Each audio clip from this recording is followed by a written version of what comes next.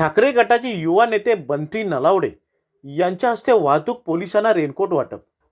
पावसाळ्यात कर्तव्य बजावताना वाहतूक पोलिसांना होणारी गैरसोय लक्षात घेऊन शिवसेना युद्ध बाळासाहेब ठाकरे पक्षाचे युवा नेते बंटी नलावडे यांच्या पुढाकारातून पेन खोपोली मार्गावरील पाली फाटा येथे वाहतूक पोलिसांना रेनकोटचे वाटप करण्यात आले।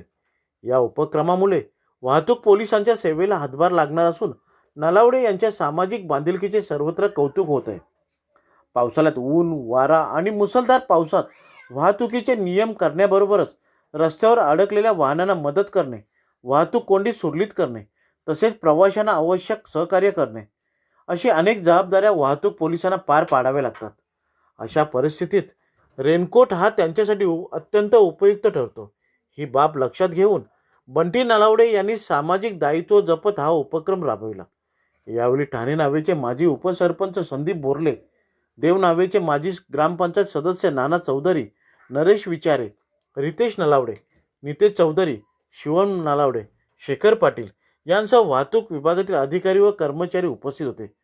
उपस्थितांनी या उपक्रमाचे स्वागत करत पावसाळ्यात रस्त्यावर अहोरात्र सेवा बजावणाऱ्या वाहतूक पोलिसांसाठी अशा सामाजिक उपक्रमाची आवश्यकता असल्याचे मत व्यक्त केले।